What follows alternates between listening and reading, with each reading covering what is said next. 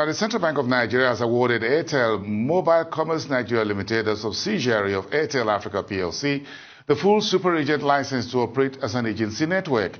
This was disclosed in a press release entitled Nigeria Super Agent Full License Approval, signed by Simon O'Hara, the company's secretary. This comes after MTN Nigeria obtained final approval from the Central Bank to operate as a payment service bank. All right, business analyst Chika Monu joins me now to discuss more. Good morning.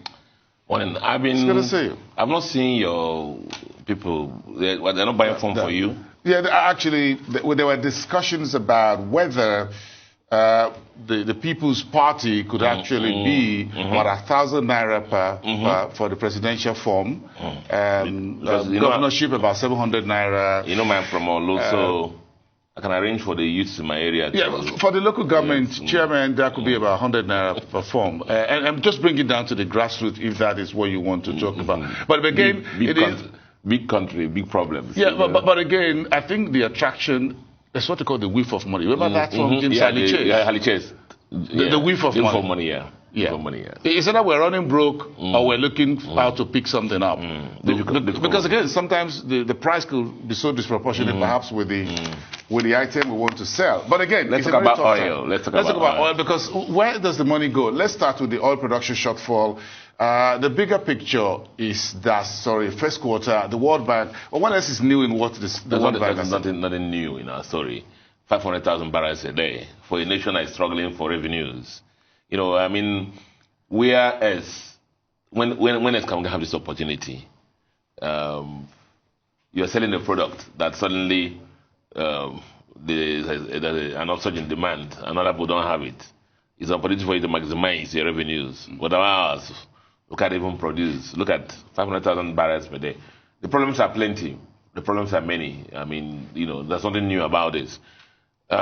You will ask, what are the problems? You know, burst pipes, theft of oil, you know, insecurity in those areas, and just mention it. So you find that our quota of almost 1.7 million liters a day, barrels a day, we're only barely able to cover 1.2 million barrels a day. Did we have as much as Oveteme George did that report for us, and one of those that were interviewed there says, look, this is our own share. This is what we want to take. The folks have decided to take the rest. We don't have the farmland. We don't have the waters, the rivers or streams to fish. So any piece of land that we have, we're going to take it. We aren't there. So I'm beginning to ask, what could be responsible for this rapidly increasing oil theft and illegal refineries and sabotage? I have a problem with a lot of things. The first problem I have is the fact that you and me know that our major source of revenue is this oil. And let our legislatures not hold this against me. But the sense of urgency with which they rush to approve borrowings, you know, I would have thought that's the kind of a sense of urgency they will use to address leakages in our revenue.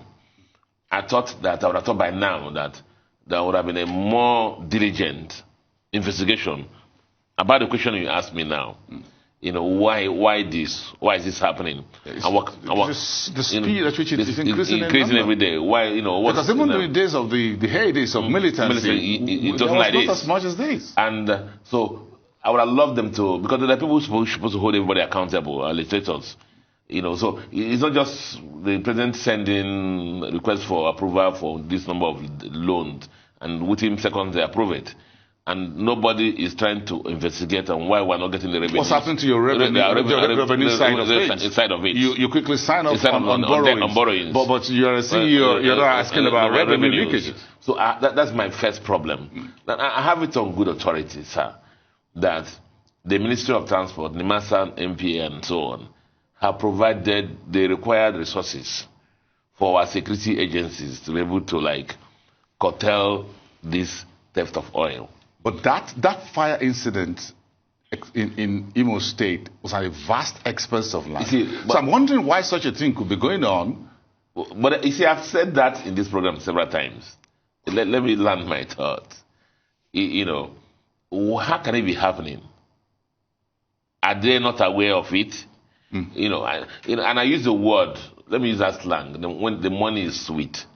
When the money is sweet, you know, it's a slang, when the money is sweet, people who are supposed to, you know, actually make sure that things don't go wrong. Could look the other way, could be looking the other way.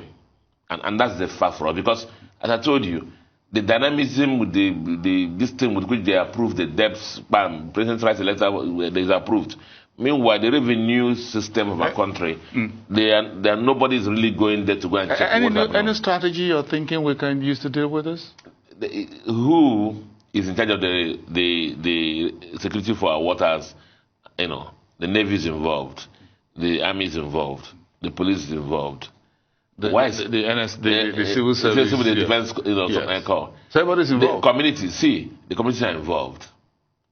So, do you think that as me and you are in this place now, I just take off now and go to an oil producing area and go and start stealing oil? I don't have any other question, you know, along that line. But quickly, if we tie that to our deficit spending, what's wrong with deficit spending? The U.S. have deficits. Yeah, so what's wrong with our own deficit spending? One, how do you fund the deficit spending? Two, what do you do with the deficit?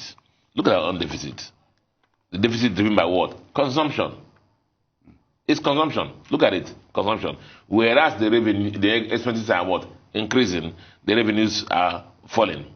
Now, look, if you looked at the report, you would have found out that the recurrent expenditures are what? Are increasing. Capital expenditures are falling. It's like the thing that should happen. So it's the fact that it's consumption, lifestyle, you know. Simply consumption. Deficit. That's why it's a problem. Deficit financing is accepted. But you see, deficit financing is supposed to be, you use them to fund revenue producing assets or things that make the environment easier for people to create wealth. In such way, the wealth circulates, spins around, and creates revenues to start to pay the debt. But what are we doing here?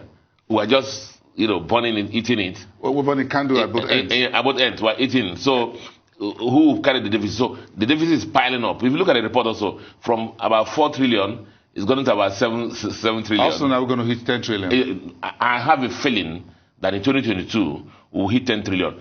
Even though the government is aiming about 7.4 trillion. Well, because we always have this habit of under-budgeting. We do very well in budgeting. The president reads a speech, put the high fallacy revenues up there. Now, put the expenses up there. But at the end of the day, the revenues, 50% achievement marks.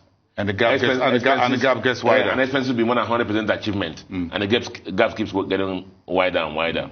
And again, we go out and borrow to fund consumption without creating wealth. That's the problem with deficit financing. Deficit financing is allowed if you use to create wealth. I'm sure the licensing of super agent of Airtel Africa and MTN getting a PSB license will be a wealth creation for some. Well, let's leave that conversation till tomorrow. It's okay. I got a phone call from you on that. We'll talk about that tomorrow. And maybe there's something in the e-pocket wallet that you have there for me. We'll do that tomorrow. Let's talk about that tomorrow. Thank you. Great to have you.